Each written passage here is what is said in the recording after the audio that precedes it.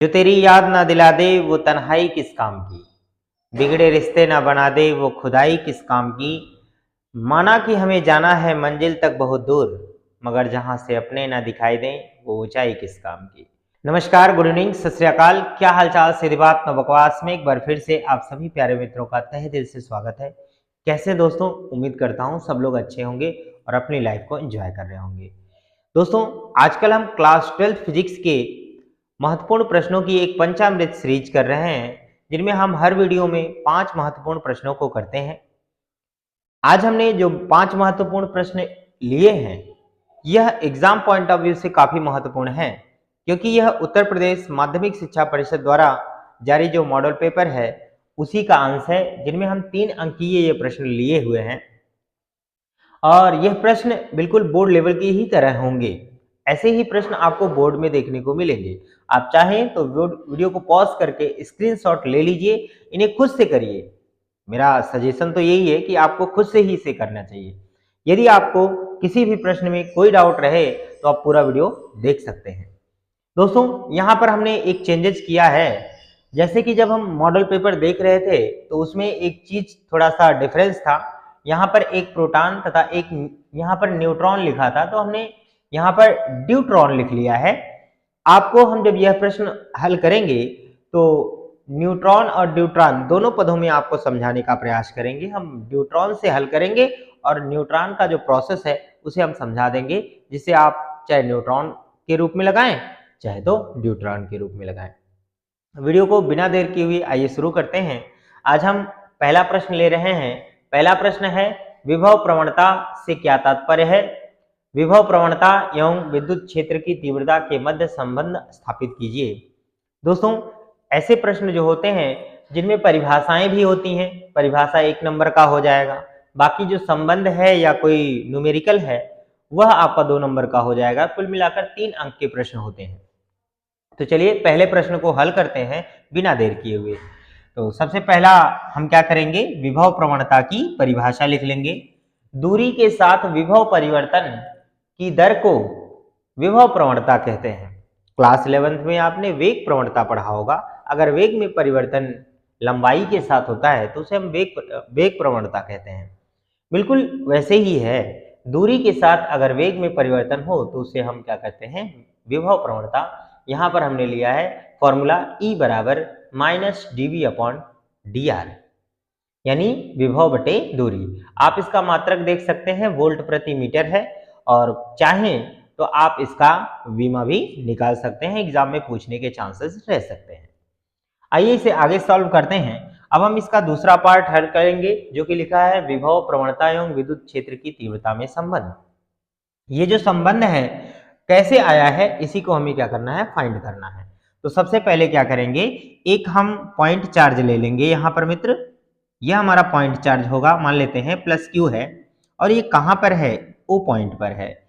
इससे हम R दूरी पर एक बिंदु ले लेंगे, जो बिंदु है P, और इस P बिंदु पर मान लेते हैं एक परीक्षण आवेश +Q0 है। आपको जानकारी होगी, क्लास 12th में पढ़ रहे हैं तो इतनी जानकारी अब तक हो ही गई होगी कि +Q0 एक परीक्षण आवेश होता है। इसका खुद का कोई इलेक्ट्रिक फील्ड नहीं होता है, तो यह केवल टेस्ट के लिए रखा जाता है। तो यहाँ पर हम एक परीक्षण आवेश की कल्पना कर लेते हैं, है तो नहीं पर ऐसा मान लिया जाता है। अब हम क्या करेंगे, इस आवेश के द्वारा एक बल लगेगा जो कि इस दिशा में होगा। इसका इलेक्ट्रिक फील्ड होता है, इसका नहीं होता है। ये बहुत ही छोटा चूहे जैसा चार्ज है, तो इस पर यह चार्ज इस पर बल लगाएगा। जो बल का मान होगा F, वह बराबर हो जाएगा Q0 इंटू E के हो जाएगा, क्योंकि यह सदिश है और विद्युत क्षेत्र भी सदिश है, तो इसकी दिशा जो होगी O से P की ओर होगी। तो अब यहाँ पर क्या करना है, हमें विभव प्रवणता निकालनी है।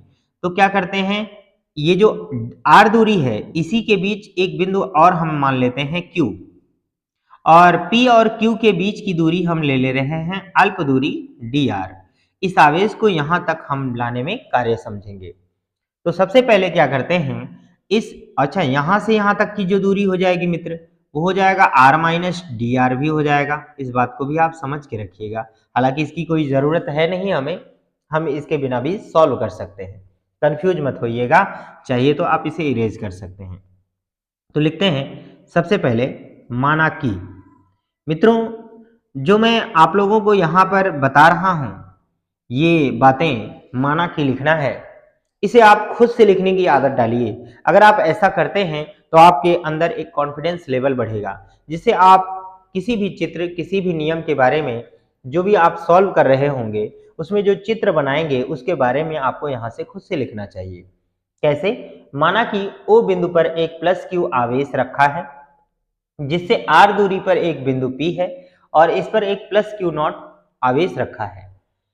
अब इसके बीच में O और P के बीच एक बिंदु Q है, P और Q के बीच की दूरी dr है। इतनी बातें आप लोगों को खुद से लिखनी चाहिए, और ये कोई बहुत महत्वपूर्ण बात नहीं है, चित्र के बारे में जो है वही लिखना होता है।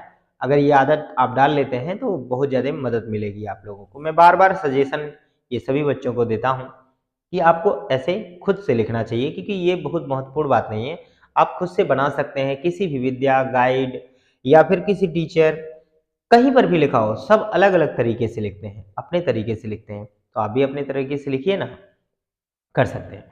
तो चलिए अब हम डेरिवेशन स्टार्ट करते हैं। मान लेते हैं कि हम Q नॉट चार्ज को यहाँ से यहाँ तक ले आने में कुछ कार्य करते हैं, ठीक है। तो लिखते हैं प्लस Q नॉट आवेश को P से Q तक लाने में किया गया कार्य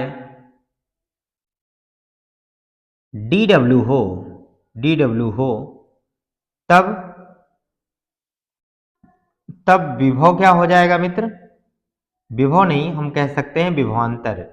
विभवांतर होगा मित्र dv बराबर, हम जानते हैं dw बराबर Q नॉट। इक्वेशन नंबर आप इसे फर्स्ट मान के रखिएगा।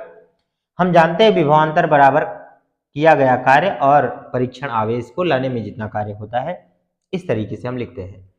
यह हमारा फर्स्ट इक्वेशन होगा। अब हम क्या करते हैं, यही फॉर्मेट दोबारा से हल करने का प्रयास करते हैं। अब इस Q नॉट पर यह प्लस Q आवेश कितना बल लगाएगा? ध्यान दीजिएगा, ये Q चार्ज है, ये Q नॉट है, ये टेस्ट चार्ज है और ये पूरा चार्ज है, ये केवल टेस्ट के लिए रखा गया है। हम लिखते हैं प्लस Q के कारण P पर लगने वाला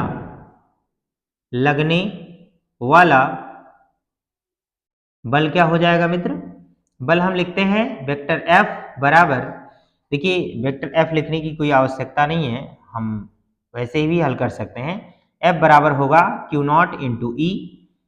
अच्छा, इसकी दिशा किधर होगी? O से P की ओर। हम ये बात यहाँ पर लिख सकते हैं OP दिशा में। यहाँ पर हमने वेक्टर लगाया है, यानी O से P की दिशा में रहेगा, तो ये बल का मान हो जाएगा। अब हम लिखते हैं कि यदि Q नॉट को P से Q तक लाया जाए तो बल इधर की दिशा में लग रहा है, और ये आवेश हम इधर ला रहे हैं, तो इस बल के विरुद्ध ले कर आ रहे हैं ना। तो हम यहाँ लिखते हैं इस बल के विरुद्ध Q नॉट को प्लस Q नॉट को P से Q तक लाने में कृत कार्य, किया गया कार्य, हम कह सकते हैं कृत कार्य। क्या कार्य हो जाएगा मित्र? हम जानते हैं कि कार्य बराबर होता है बल गुणे विस्थापन, तो ये हम लिख लेंगे बल और गुणे हो जाएगा मित्र विस्थापन। यहाँ आप चाहे तो सदिश ले सकते थे, लेकिन कोई जरूरत नहीं है, हम इधर की तरफ ला रहे हैं तो निश्चित रूप से यह बल के विपरीत दिशा में कार्य कर रहे हैं, इसलिए यहाँ पर निगेटिव ये हो जाएगा, कार्य हमारा निगेटिव आएगा। अब हम यह बल का मान अगर इसमें रख दें तो हम जानते हैं क्या हो जाएगा, dw बराबर F की जगह पे क्या रख लेंगे मित्र? Q not into E into हो जाएगा dr, और ये माइनस में रहेगा। हम क्या कर सकते हैं, इसको इधर भेज दें तो हम कह सकते हैं कि D W upon Q not बराबर minus E into D R हो जाएगा। आइए थोड़ा सा जगह नीचे ज़्यादा आपको न दिखेगा, इस वजह से हम ऊपर लिखने का प्रयास करेंगे। तो ये हमारा इक्वेशन नंबर सेकंड हो जाएगा। हम यहाँ पर लिखते हैं समीकरण 1 व 2 से। देखिए समीकरण 1 और 2 में डी डब्ल्यू बराबर इतना है, D W upon Q not बराबर इतना है, D W upon Q not बराबर इतना है। तो हम ये लिखेंगे डीवी बराबर क्या हो जाएगा, आप ये कह सकते हैं कि इसकी जगह पे ये वाला वैल्यू हम रख सकते हैं, ठीक है, या हम ये कह दें कि इसको यहां पर रख लिया जाए। तो क्या हो जाएगा मित्र, माइनस ई और ये हो जाएगा डी आर बराबर यहां पर हो जाएगा डीवी। हम यहां पर लिख सकते हैं ई बराबर क्या हो जाएगा, ई बराबर यहां हो जाएगा डीवी अपॉन डी आर और ये माइनस वाले को इधर भेज सकते हैं। इस तरीके से हम वैद्युत क्षेत्र और विभव प्रवणता में संबंध स्थापित कर सकते हैं, जो कि एक परिभाषा भी है।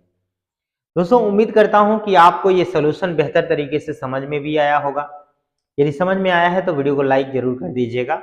आप इसका स्क्रीनशॉट लीजिए, फिर हम आगे कंटिन्यू करते हैं। दोस्तों अब हम दूसरा प्रश्न करेंगे, प्रश्नोत्तर नंबर 4 का ख। अपवाह वेग की परिभाषा दीजिए, अपवाह वेग एवं विद्युत धारा में संबंध स्थापित करिए। दोस्तों आपको प्रश्न उत्तर ऐसे डालना चाहिए, ऊपर बीच में ऐसे लिखना चाहिए आंसर नंबर 4 का क है कि ख है, हर बार आपको ऐसे डालना है। ऐसा नहीं है कि एक बार 4 डाल दिए तो क ख ग घ ऐसे लिखते रहें, ये थोड़ा सा अच्छा तरीका नहीं होता है, इसमें कभी कभी प्रॉब्लम भी आ जाती है जिससे आपके आंसर सही से चेक नहीं हो पाते हैं।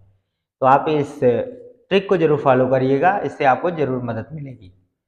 तो देखते हैं अपवाह वेग, इसको अंग्रेजी में हम ड्रिफ्ट वेलोसिटी कहते हैं मित्र। क्या कहते हैं, ड्रिफ्ट वेलोसिटी। मैं इंग्लिश भी लिख दे रहा हूं, ड्रिफ्ट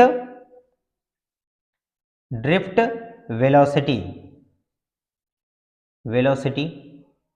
और दोस्तों अपवाह वेग का दूसरा नाम अनुगमन वेग भी है। क्या है, अनुगमन वेग। तो हो सकता है आप कंफ्यूज हो जाएं कि अनुगमन वेग और अपवाह वेग अलग तो नहीं है, पर एक ही चीज है। तो यहाँ पर परिभाषा आपको लिखनी थी, तो हमने लिखा है आपका टाइम बचाने के लिए। किसी विद्युत क्षेत्र के प्रभाव में, या हम कह सकते हैं किसी चालक में, मुक्त इलेक्ट्रॉनों के किन्हीं दो टक्करों के बीच के औसत वेग को अपवाह वेग वीडी से प्रदर्शित करते हैं, इसे कहते हैं, ठीक है, ड्रिफ्ट वेलोसिटी है। दोस्तों आप लोगों ने कभी स्क्रीन सेवर देखा होगा, लैपटॉप में ऐसे बॉल्स होती हैं, इस तरह से चलती हैं और एक दूसरे से टक्कर मारती हैं, और एक दूसरे से जब टक्कर करती हैं तो किन्हीं दो क्रमागत टक्करों के बीच का जो औसत वेग होता है उसी को हम अनुगमन वेग कहते हैं। ये परिभाषा आपने दे दिया है। अब हम क्या करते हैं, अपवाह वेग यानी वीडी एवं विद्युत धारा आई में संबंध देखते हैं। तो लिखते हैं, यहाँ पर दूसरी हेडिंग आप लोगों को लगा लेनी चाहिए। तो लिखते हैं क्या, अपवाह वेग तथा विद्युत धारा में संबंध। दोस्तों अगर आप लोगों को कोई प्रश्न आ रहा हो तो वीडियो आगे बढ़ा सकते हैं, अगला प्रश्न देख सकते हैं, कोई प्रॉब्लम नहीं है।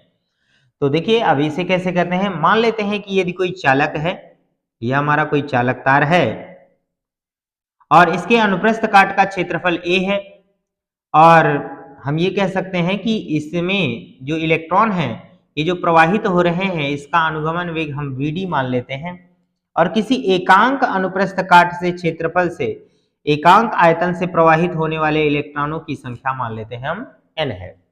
तो कैसे इसे सॉल्व करेंगे, तो देखते हैं। लिखेंगे यहाँ पर सबसे पहले एक, ये सारी बातें आप लोगों को लिखना चाहिए। माना कि, क्या लिखोगे, माना कि एक चालक तार है जिसका अनुप्रस्थ काट का क्षेत्रफल a और इलेक्ट्रॉनों का अनुगमन वेग vd हो, तब यहां पर लिखेंगे तब एक सेकंड में प्रवाहित इलेक्ट्रॉनों की संख्या इलेक्ट्रॉनों की संख्या हो जाएगा मित्र Na और ये हो जाएगा Vd। दोस्तों ऐसा क्यों किया जा रहा है? A और Vd जो है एक आयतन है, क्षेत्रफल गुणे यहाँ पर दूरी है। आप ये सोच रहे होंगे सर वेग है तो दूरी कैसे हो जाएगा? जब आप समय एक लेंगे तो चाल बराबर आप जानते हैं क्या होता है, चाल बराबर दूरी बटा समय होता है, दूरी बटा समय होता है। अगर समय को आप एक ले लेंगे, समय को आप एक ले लेंगे तो दूरी चाल के बराबर हो जाएगी, यानी चाल दूरी को प्रदर्शित करेगी। ठीक है, तो आगे बढ़ते हैं इसे।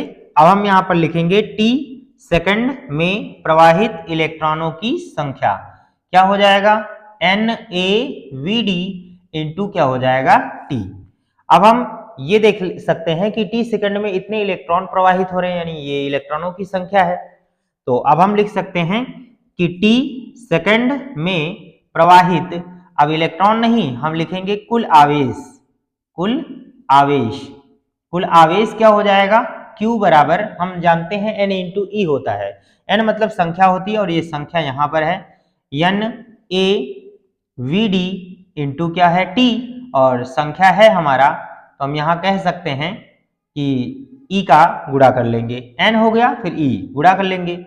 अब हम चूंकि जानते हैं कि विद्युत धारा I बराबर होता है Q बटे T, तो Q का मान हमारा है NaVd और ये हो जाएगा T इंटू E, और अपॉन में T पहले से है, T से T कैंसिल हो जाएगा, तो हम कह सकते हैं कि धारा I बराबर आ जाएगा, इसे लिख सकते हैं N, E को आगे लिख लें NeA और हो जाएगा Vd।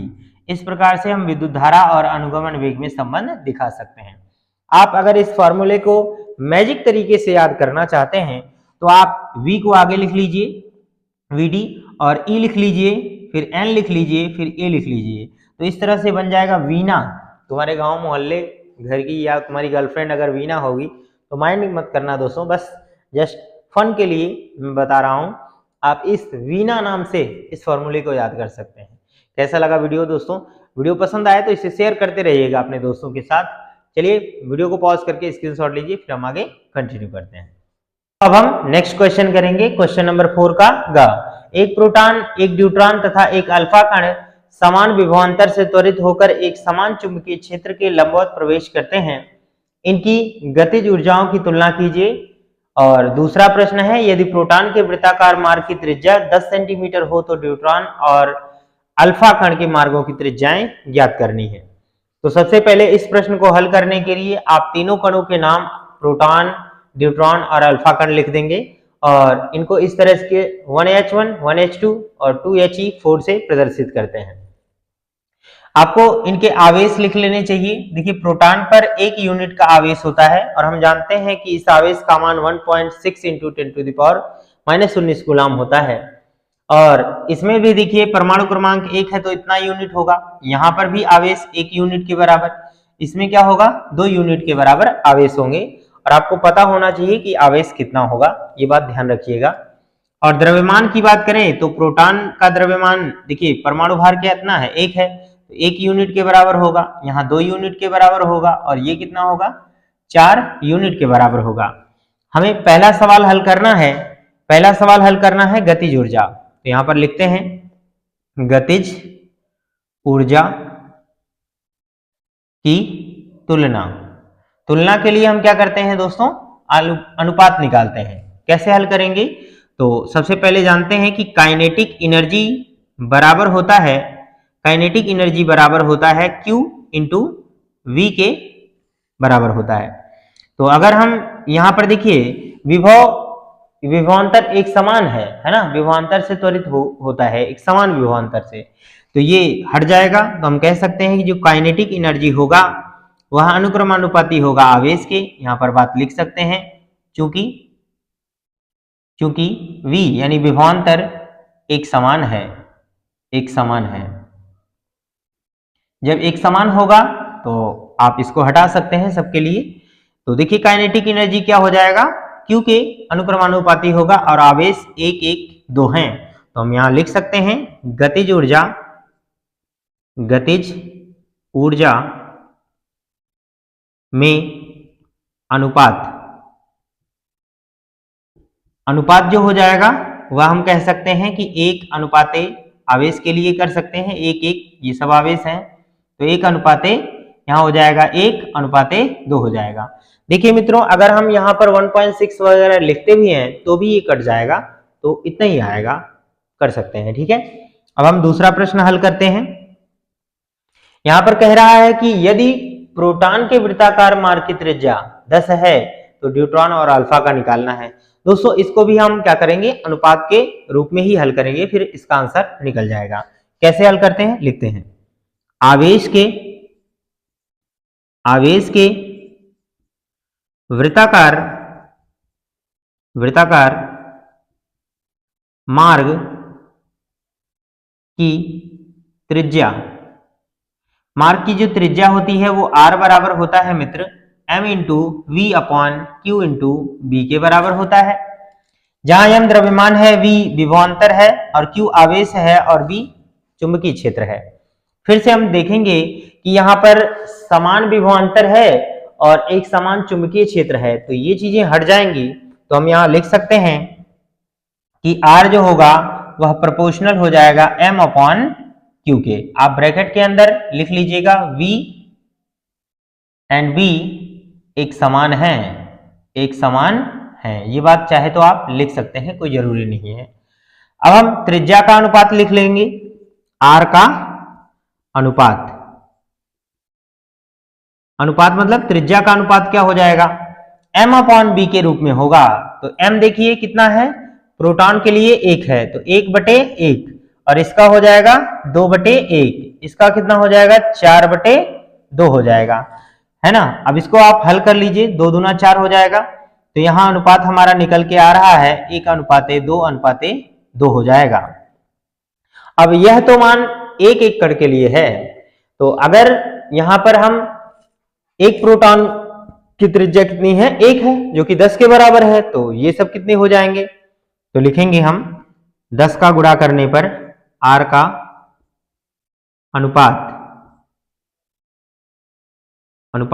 अगर हम क्या कर लें, 10 का यहाँ पे गुणा कर दें तो ये हो जाएगा हमारा 10, ये हो जाएगा 20 और ये हो जाएगा 20।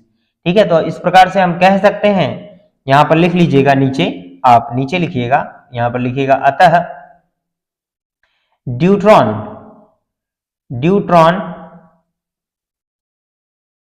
की त्रिज्या बराबर हो जाएगा 20 सेंटीमीटर और इसी प्रकार अल्फा कण की त्रिज्या भी कितनी हो जाएगी, 20 सेंटीमीटर के बराबर हो जाएगी। इस प्रकार से हम अपने इस प्रश्न को हल कर सकते हैं। वीडियो को पॉज करके स्क्रीनशॉट लीजिए, फिर हम आगे कंटिन्यू करते हैं। हमारा नेक्स्ट क्वेश्चन है क्वेश्चन नंबर 4 का घ, फैराडे के वैद्युत चुंबकीय प्रेरण संबंधी नियम बताइए। काफी आसान प्रश्न है और बहुत शॉर्ट में आप इसे बता सकते हैं। फैराडे के वैद्युत चुंबकीय प्रेरण संबंधी 2 नियम है। पहला है हमारा, जब किसी कुंडली से बद्ध चुंबकीय फ्लक्स में परिवर्तन होता है तो कुंडली में एक प्रेरित विद्युत वाहक बल उत्पन्न होता है और इसका अस्तित्व तब तक रहता है जब तक फ्लक्स में परिवर्तन होता है। अगर फ्लक्स में परिवर्तन नहीं हो रहा है तो किसी भी कुंडली से कोई भी प्रेरित विद्युत वाहक बल नहीं उत्पन्न होगा और ना ही कोई प्रेरित धारा उत्पन्न होगी। दूसरा नियम इंपॉर्टेंट है, कुंडली में प्रेरित विद्युत वाहक बल E फ्लक्स परिवर्तन की दर के अनुक्रमानुपाती होता है, तो E प्रोपोर्शनल यहाँ हो जाएगा -d∅/dt। इस प्रकार से इस प्रश्न को हल कर सकते हैं। वीडियो को पॉज करके आप इसका स्क्रीनशॉट लीजिए, फिर हम आगे कंटिन्यू करते हैं। दोस्तों हमारा नेक्स्ट क्वेश्चन है क्वेश्चन नंबर 4 का अंगा, किसी पर्दे को बिंब से 90 सेंटीमीटर दूरी पर रखा गया है। पर्दे पर किसी उत्तल लेंस द्वारा उसे एक दूसरे से 20 सेंटीमीटर दूर स्थितियों पर रखकर 2 प्रतिबिंब बनाए जाते हैं। लेंस की फोकस दूरी ज्ञात कीजिए। तो करते हैं इस सवाल को। यहाँ पर देखिए, बिंब का मतलब होता है वस्तु और प्रतिबिंब का मतलब आप जानते हैं परछाई होती है। तो ये बिंब है, मान लेते हैं वस्तु है, और ये पर्दा है। दोनों एक दूसरे से कितनी दूरी पर है मित्र, मान लेते हैं इस दूरी को d से प्रदर्शित किया जाता है, तो d बराबर कितना दिया है 90 सेंटीमीटर। अब यहाँ पर जो लेंस है, उत्तल लेंस है, वो दो स्थितियों में रखा जाता है। जैसे मान लीजिए कि एक जगह पर यहां पर रख लेते हैं, यह हमारा उत्तल लेंस अगर यहां पर रख देते हैं तो ये पहली स्थिति है, और फिर एक प्रतिबिंब प्राप्त होगा। फिर दूसरी स्थिति मान लीजिए यहां पर है, तो ये दूसरी स्थिति है, और ये जो पृथक्कन दूरी होती है इसे a से प्रदर्शित किया जाता है, स्मॉल a से, ठीक है। और ये हमको दे दिया गया है पृथक्कन दूरी a बराबर 20 सेंटीमीटर। तो ये देखिए विस्थापन विधि के द्वारा हम यहां पर फोकस दूरी हल कर सकते हैं। यहां पर लिखेंगे विस्थापन विधि द्वारा फोकस दूरी, विस्थापन विधि द्वारा फोकस दूरी जो होती है वो F बराबर होता है मित्र d square minus a square upon 4d होता है। इस फॉर्मूले से आप आसानी से निकाल सकते हैं। तो यहां पर लिखते हैं F बराबर d का मान कितना दिया है 90, तो यहां पर 90 का स्क्वायर कर लीजिएगा, माइनस ये हमारा 20 का स्क्वायर हो जाएगा, और यहां पर 4 इंटू डी का मान दिया है 90। कैसे हल करेंगे दोस्तों? इसको हल करने का जो हमारा तरीका है वो बड़ा आसान है। ए स्क्वायर माइनस बी स्क्वायर का फॉर्मूला लगा दें। एक ब्रैकेट में हमारा 90 प्लस 20 हो जाएगा, और दूसरे ब्रैकेट में हमारा हो जाएगा 90 माइनस 20 हो जाएगा। नीचे 9 चौक 36 हो जाएगा, 360 कर सकते हैं, और इसे हल करें तो 90 और 20 मिलके 110 हो जाएगा, और गुणे यहाँ पर आ जाएगा 70, और ये हमारा हो जाएगा 360, एक जीरो से काट दें, और 11 सतह हो जाएगा 77, जीरो यहाँ पर आ जाएगा 36। और आप इसे हल कर लीजिए, इसको इसमें भाग दे दीजिएगा, तो ये आ जाएगा हमारा 21.4 सेंटीमीटर। यानी हम कह सकते हैं कि फोकस दूरी आ जाएगी 21.4 सेंटीमीटर। इस प्रकार से आप इस प्रश्न को आसानी से हल कर सकते हैं। बड़े सवाल को आसानी से छोटे में हल कर सकते हैं। छोटा पैकेट बड़ा धमाका।